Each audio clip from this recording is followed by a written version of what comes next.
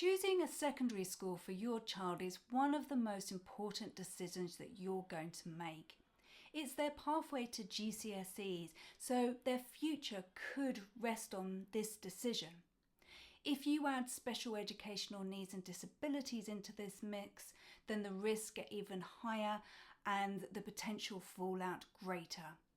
The good news is that with a few simple steps, we can really mitigate those risks and find the best school for our child.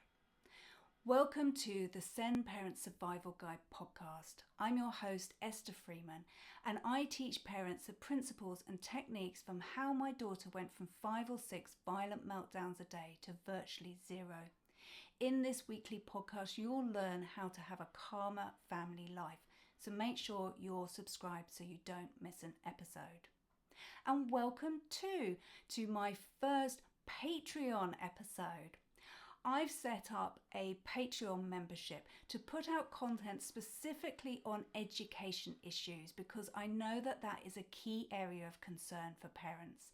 I have a multi-layered membership where you can access exclusive podcast content, get access to group support calls where you can ask your individual education questions, join a private Facebook group, and also get discounts on my other products and services. If this all sounds good, then head over to patreon.com/Send Parent Survival Guide and sign up to one of the tiers.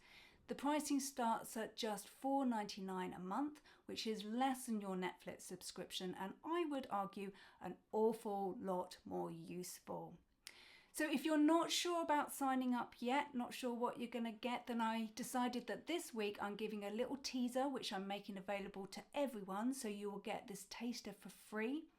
And if you like what you hear, then get over onto my Patreon page and sign up to hear the rest of the episode and make use of those extra services that I'm providing to help you through the jungle that is SEND education. So now let's just get on with the episode. So if you thought that choosing a primary school was difficult, then secondary school is even worse. I'm sorry to break it to you, but let's be honest here. But the good news is I've got 8 simple steps that's going to make it so much easier for you. So let's get on with them. Step 1 is start early. It might be okay for neurotypical children, able-bodied children to start the process of applying to secondary school at the beginning of year 6. A couple of months might be enough for them to choose their school because they're essentially getting an out-of-the-box education. But if you have a child with special educational needs and disabilities, it is so much more complicated, and really you need to start really early. Now, if you have an EHCP, I would start as early as year 4. Start thinking about what type of secondary school your child's going to need.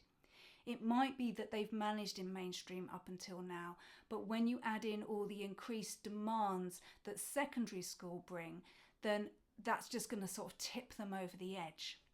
Or maybe you think they can manage in mainstream but are just going to need a lot of support. They might need a specialist provision within a second mainstream secondary. Either way, start asking yourself these questions, first of all, to come to terms with it yourself. Some of us have had to take quite big emotional leaps to come to the point where we know that our child needs to leave mainstream education. Others, it might be easier, but for some, that's a shift in thinking that's going to take you time as well.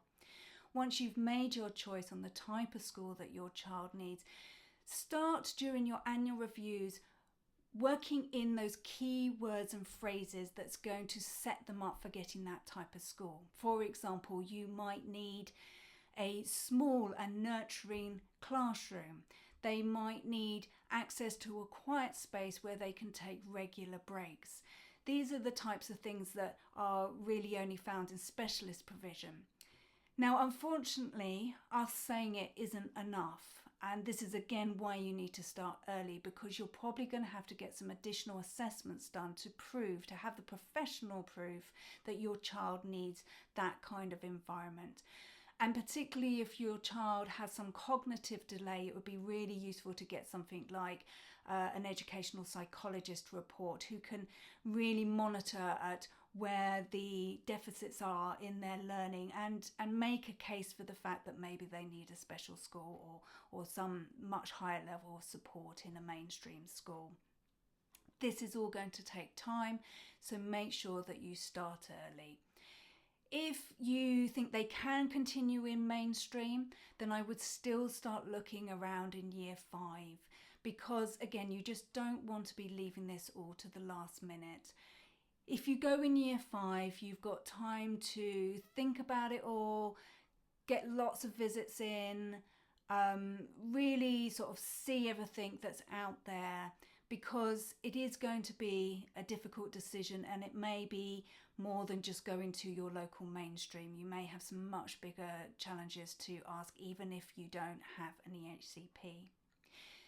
Point number 2 is if you don't have an EHCP but you think you need one, this is another reason to start this process early in year 4.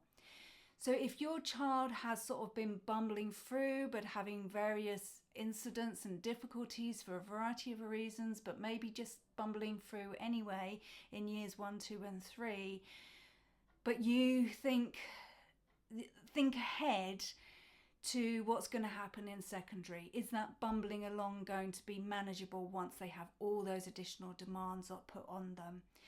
Now might be the time to ask yourself the question, does my child need an EHCP? And if you are in any doubt, then I would just say go for it, because secondary school does require a much higher level of demands, and that might require more lockdown support for your child.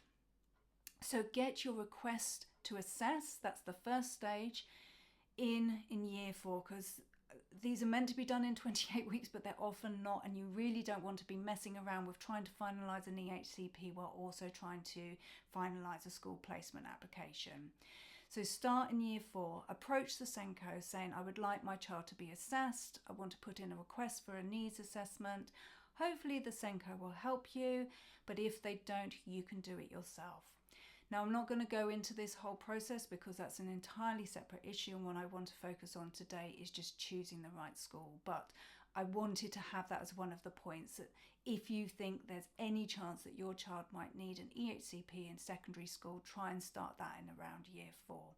Obviously, if you're past year 4 and you haven't done it yet, still do it. I don't want to say that to put you off and just say, oh no, it's all too late. It's never too late. Put it in when, whatever stage you are at, still get that request in if that's what you think they're going to need.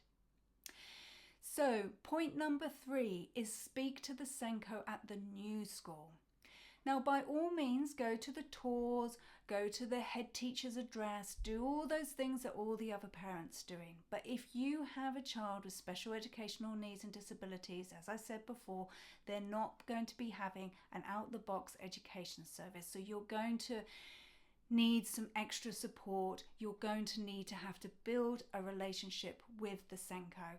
And so you want to meet them to work out whether you think you can do that. What are they just like as a person? Do they seem approachable? When you contact them and say, could I have a meeting with you? My child has additional needs, I'm choosing a school. What is their response? Because quite frankly, if they don't reply, or they say they don't have time, or they just say go to the tour, this isn't a good sign. A good SENCO will know that this conversation is important. And yes, they are super, super busy, and we should always be respectful of that. But these meetings don't have to be face-to-face. They can be on the phone. They don't have to take much more than 10-15 minutes, but you want to get a feel for what that SENCO is like and how supportive that they might be, and whether you think you'd be able to work together with them in the parent-school relationship in order for your child to get the best possible support. So contact the SENCO. This brings me on to my next point, which is if you're contacting the SENCO, you need to have a list of questions. So I hope you like that little sneak peek at my first Patreon episode. If you want to know what the other tips are, then get over onto Patreon. That's patreon.com/sendparentsurvivalguide and sign up to one of the tiers of membership. There are 3 tiers for you to choose from, starting from just $4.99 a month. So get over onto Patreon and join the community.